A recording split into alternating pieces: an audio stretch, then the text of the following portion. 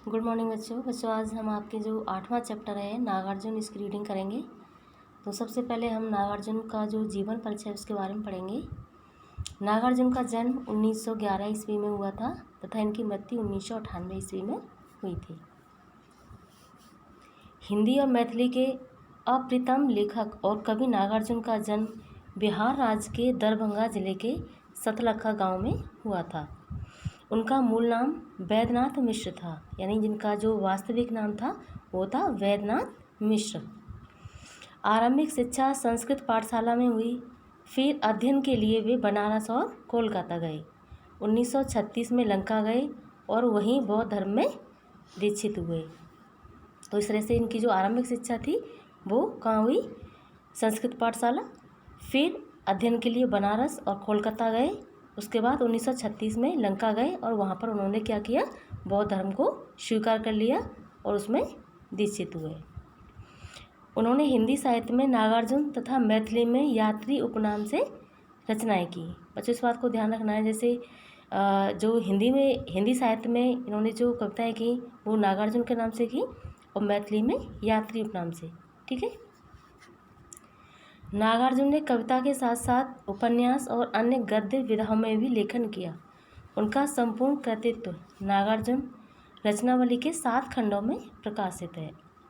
उनको हिंदी अकादमी दिल्ली का शिखर सम्मान, उत्तर प्रदेश का भारत भारती पुरस्कार तथा बिहार के राजेंद्र प्रसाद पुरस्कार से सम्मानित किया गया। सामयिक बोध से गहराई तक जुड़े नागार्जुन की आंदोलन धर्मी कविताओं को व्यापक लोकप्रियता मिली। यहाँ पर ये कृतियाँ हैं इनकी: युगधरा, सतरंगे पंखों वाली, हजार हजार बाहों वाली, तुमने कहा था, पुरानी जूतियाँ, जूतियों का कोरस, आखिर ऐसा क्या कह दिया मैंने, मैं मिलिट्री का बूढ़ा घोड़ा, तालाब की मछलियाँ, ओ मंत्र, भूल जाओ पुराने सपने। तो बच्चों ये सारी इनकी कृतियाँ थी। अब मैं आपको बताऊंगी कि ये जो चैप्टर है आपका नागार्जुन, इसमें क्या कह रहे हैं वो। तो इसमें क्या है? कविता कल और आज गर्मी की और तपन के बाद वर्षा ऋतु के मन भावन वातावरण को व्यक्त करती है। यानी इसमें ये जो कवि हैं वो ये बता रहे हैं कि जिस तरह से जब गर्मी का मौसम आता है तो चारों तरफ सभी व्याकुल हो जाते हैं, चाहे पशु हो, पक्षी हो, किसान हो, सभी। ठीक है। तो उसके बाद जो वर्षा ऋतु का मौसम आता है वो एकदम तपन से छुटकारा मिल जाता है, गर्मी से छुटकारा मिल जाता है। तो सबके मन में एक अजीब प्रसन्नता का एहसास होता है, सभी खुश होने लगते हैं। जैसे किसान हैं, पशु पक्षी हैं, ये सभी खुशियों से झूम उठते हैं। तो इस तरह से कल का मतलब गर्मी का जो मौसम था और आज का मतलब गर्मी के दिनों के बाद जो वर्षा ऋतु का मौसम आया, प्रसन्नता का मौसम आया, वो आज के रूप में इन्होंने व्यक्त किया है। ठीक है। गर्मी के कारण हताश और उदास किसान, धूल में स्नान करते पक्षियों के समूह, यानी ये जो नागार्जुन है वो कह रहे हैं कि जब गर्मियों का मौसम आता है तो चारों तरफ भयंकर गर्मी पड़ती है। जो किसान होते हैं वो बहुत उदास हो जाते हैं। जो पशु पक्षी होते हैं वो पानी के अभाव में जो रेत होती है ठंडी, ठीक है, ठंडक की वजह से उसमें स्नान करते हैं। सूखे खेत, बदरंग आसमान, समाज से अलग केवल समापन का भाव व्यक्त करते हैं। तो दूसरी ओर वर्षा के आगमन से प्रकृति रूपी बालिका नृत्य करती प्रतीत होती है। वो कहते हैं कि जब गर्मी का मौसम ख़त्म हो जाता है उसके बाद जो बारिश का मौसम आता है तो चारों तरफ जो प्रकृति रूपी बालिका है वो नृत्य करती हुई प्रतीत होती है। प्रकृति के सुंदर व मनभावन उपमान यहाँ व्यक्त होते हैं। ऋतु चक्र का अत्यंत ही सजीव अंकन इस कविता की विशेषता कही जा सकती है। दूसरी कविता उषा की लाली प्रकृति के प्रति सहज प्रेम का भाव व्यक्त करती है। ठीक है। यानी दूसरा जो इसका भाग है उसमें उषा की लाली, उसमें भी होता है कि जब जैसे सुबह सुबह जब सूर्य उदय होता है तो उसका जो रूप होता है एक शिशु से छोटे बच्चे की तरह से होता है। ठीक है। जो मन को गहराई तक छू जाता है। सूर्य की किरणें केशर और जैसे आभा से युक्त होकर प्रकृति का सुंदर दृश्य प्रकट करती है, जिसे छोड़कर कहीं दूर जाने की इच्छा नहीं होती। यानी ये सुबह का जो सूर्य होता है वो सबको बहुत मन में भाता है, सबको अच्छा लगता है, उसको छोड़कर कहीं भी जाने की इच्छा नहीं होती। यहाँ प्रकृति का सुंदर अंकन कविता के द्वारा किया गया है। तो बच्चों इस तरह से आपका ये नागार्जुन का जो जीवन परिचय था वो था। अब जो इनकी जो कविता है इसकी शुरुआत करेंगे हम।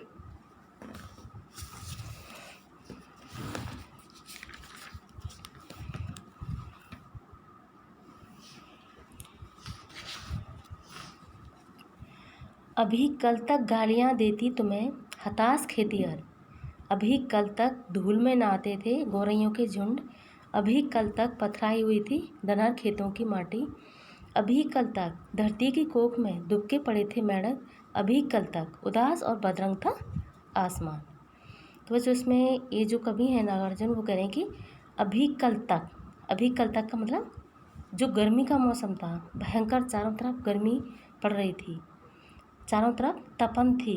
तो उस टाइम क्या था, गालियाँ देती तुम्हें हताश खेतिहर, यानी जो खेतिहर है, खेतिहर का मतलब किसान या किसान की पत्नियां हैं, वो तुम्हें गालियाँ देती। अभी कल तक धूल में नहाते थे गौरैयों के झुंड। इसका मतलब ये है कि इसमें जो कवि नागार्जुन है वो कह रहे हैं कि अभी कल तक प्रकृति का स्वरूप ऐसा था कि जलते और तपते हुए किसानों की जो पत्नियां थीं वो तुम्हें गालियाँ देती थी। सभी किसान हताश और निराश थे। क्यों? क्योंकि बारिश नहीं थी, उनके जो खेत थे वो सूखे पड़े थे, कहीं बारिश न होने की वजह से उनकी फसल भी नहीं हो रही थी, तो वो उदास थे, निराश थे। ठीक है, और वो गर्मी का जो मौसम है उसको क्या देते, गालियाँ देते हैं। उनके चेहरे पर जो दुख है वो साफ दिखाई देता है। ठीक है, अभी कल तक धूल में नहाते थे गौरैयों के झुंड, यानी गौरैयों के झुंड धूल में नहाते थे कल तक, अर्थात कल तक का मतलब गर्मी के कारण सभी जगह पानी सूख गया था, इसलिए गौरैयों के जो झुंड थे वो ठंडी रेत देखकर ही उसमें ठंडक पाने का प्रयास करते दिखाई देते थे। यानी चारों तरफ गर्मी थी तो थोड़ी जो ठंडी रेत होती है उसमें उन्हें ठंड का एहसास होता है, पानी का एहसास होता है, तो उसमें नहाने लग जाते हैं। तो इस तरह से आगे आइए। अभी कल तक पथराई हुई थी दनहार खेतों की माटी। ठीक है, यानी धन धान्य से पूर्ण रहने वाले खेतों की माटी पत्थर जैसी कठोर हो गई थी, अर्थात तेज़ धूप से भूमि से नमी को सोख लिया था। यानी जब भयंकर गर्मी पड़ रही थी, तेज़ तपन थी, तो ज़मीन के अंदर जो नमी थी वो सूख गई थी, जिससे भूमि कैसी हो गई थी, पत्थर जैसी कठोर हो गई थी, उसमें दरारें पड़ गई थी। ठीक है, धरती की कोख में दुबके पड़े थे मेंढक, अभी कल तक उदास और बदरंग था आसमान। यानी गर्मी से बचने के लिए मेंढक भूमि की गहरी सतह में छिप गए थे, क्योंकि बाहर तो गर्मी थी, तपन थी, तो जो मेंढक थे वो कहाँ चले गए थे, ज़मीन के अंदर, थोड़ी नमी थी वहाँ पर, और सारा आसमान कैसा हो गया था, बदरंग और उदास। ठीक है, अर्थात गर्मी के प्रभाव ने प्रकृति का जो संपूर्ण सौंदर्य था वो कैसा कर दिया, सौंदर्यहीन कर दिया, छीन लिया वो, और सभी जगह तपन, जलन और उदासी दिखाई दे रही थी कल तक। ठीक है, तो बच्चों ये तो जो कवि नागार्जुन है इन्होंने ग्रीष्म ऋतु का जो वर्णन है वो किया है। अब नीचे आ जाइए। और आज का मतलब यानी गर्मी का जो मौसम है वो बीत गया, उसके बाद में कौन सा मौसम आ गया, बारिश का, वर्षा ऋतु, तो उसका वर्णन कर रहे हैं वो।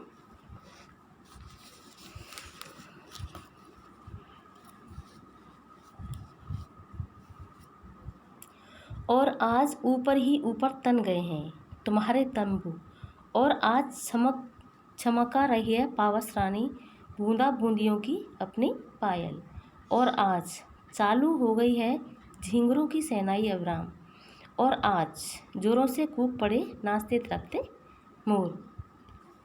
तो जो इसमें ये जो कवि नागार्जुन है वो कहते हैं कि ग्रीष्म काल के बीत जाने पर आज आसमान में चारों ओर ऊंचे ऊंचे तंबू तन गए हैं, यानी ऊपर ही ऊपर तन गए हैं तुम्हारे तंबू, यानी कि गहरे काले बादलों ने आसमान को ढक लिया है। ठीक है, जब बारिश का मौसम होता है तो चारों तरफ जो गहरे गहरे काले काले बादल छा जाते हैं, तो उनको देखकर ऐसा लगता है जैसे कहीं तंबू टंग गए हों।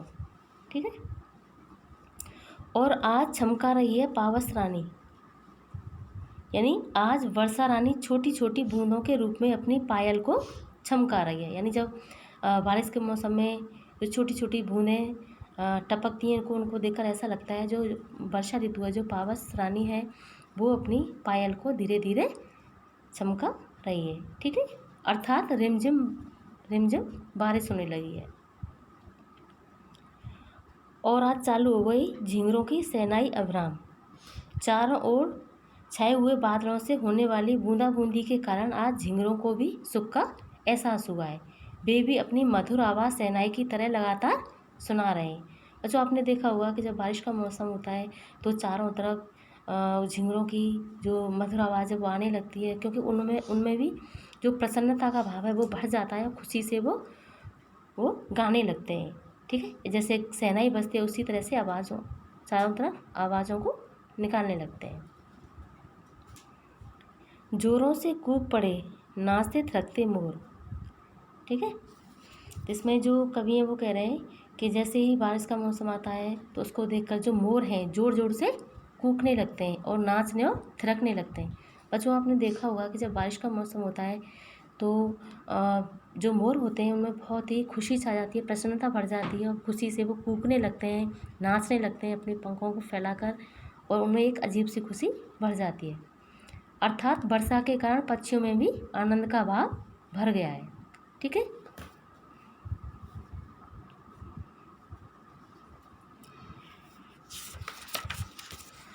और आज आ गई वापस जान दूब की झुलसी सिराओं के अंदर। ठीक है, तो इसमें और कल तक जो घास सूखने लगी थी आज उनमें फिर से जीवन का संचार हो गया। यानी जब गर्मी पड़ रही थी तो जो घास थी वो सूख गई थी, और जैसे ही बारिश का मौसम आया बूंदें टपकने लगी तो उनमें एक नया जीवन का संचार होने लगा। उनकी जो सिराएं हैं, झुलसी हुई सिराएं हैं, वो कैसी हो गई, हरी हो गई, उनमें एक तरह से नई जान आ गई। और आज विदा हुआ चुपचाप ग्रीष्म समेटकर अपने लाभ लश्कर।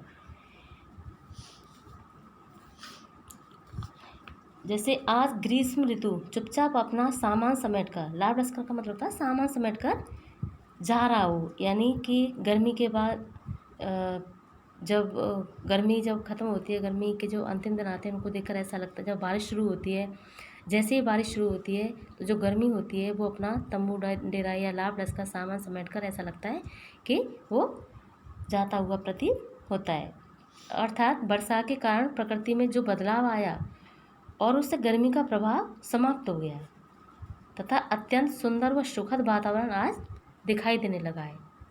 ठीक, तो जो हमने अब आपका ये जो कल और आज है, ये जो कविता है इसका जो हिंदी अनुवाद है वो पूरा हुआ। और आगे चलते हैं उषा की लाली। ठीक है,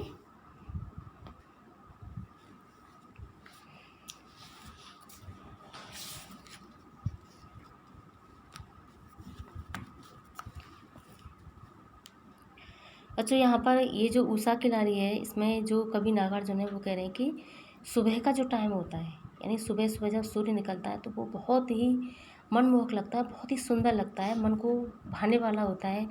तो कवि कह रहे हैं कि वो ऐसा लगता है जैसे छोटा बच्चा होता है, छोटा शिशु होता है, बहुत प्यारा लगता है। उसी तरह से सुबह का जो सूर्य होता है वो बहुत ही प्यारा लगता है। उषा मतलब उषा का जो टाइम होता है वो बहुत ही प्यारी लगती है। जैसे उषा की लाली में अभी से गए निखर हिमगिरी के कनक शिखर। यानी कवि नागार्जुन कहते हैं कि प्रातःकाल में जब चारों ओर उषा की लालिमा फैलने प्रारंभ हुई थी तो उस लालिमा में हिमालय के शिखर स्वर्ण जैसे रंग में रंगे दिखाई दिए। यानी जब सुबह ही सुबह उषा की लाली चारों तरफ बिखरती है और जो पर्वत होते हैं उनके जो शिखर होते हैं उन पर पड़ती है तो ऐसा लगता है कि वो सोने से मर्दी हो। कनक का मतलब होता है सोना। ठीक है, तो उनके शिखर कैसे लगते हैं, सोने से मढ़े हुए, बहुत ही सुंदर दिखाई देते हैं। ऐसा प्रतीत होता है मानो हिमगिरी के जो शिखर हैं वो स्वर्ण मंडित हों। ठीक है, आगे बढ़ा शिशु रवि बदली छवि देखता रह गया अपलक कभी। यानी सूर्य रूपी बालक आगे बढ़ा तो प्रकृति का जो सौंदर्य है वो बदलता हुआ चला गया। प्रकृति के उषा काल के सौंदर्य में अब जो परिवर्तन हुआ उसे कभी अपलक दिखता ही रह गया। इसका मतलब ये है कि सूर्य की किरणों से प्रकृति में जो हुए अनोखे सौंदर्य में कभी खो गया और बिना पलकें झपकाए लगातार उसको देखता रह गया। ठीक है, नीचे आ जाइए। डर था प्रतिपल अपरूप यह जादुई आभा, जाए ना बिखर जाए ना बिखर। इसमें जो कवि नागार्जुन है वो कह रहे हैं कि उसने उषा की लालिमा में जो जादुई प्रभाव देखा था वह बदल न जाए, बिखर न जाए। यानी जो कवि हैं उनको जो सुबह की जो उषा की लाली का जो समय है वो बहुत ही प्यारा लग रहा है, बहुत ही मनमोहक लग रहा है। उनको ये डर है कि ये जो समय है वो निकल ना जाए और ये उषा की लाली का जो मनमोहक जो समय है वो चला ना जाए। ठीक है, और उसको अपलक यानी बिना पलक झपकाए देखता रह जाता है कभी। उषा की लाली में भले हो उठे थे निखर हिमगिरी के कनक शिखर। ठीक है,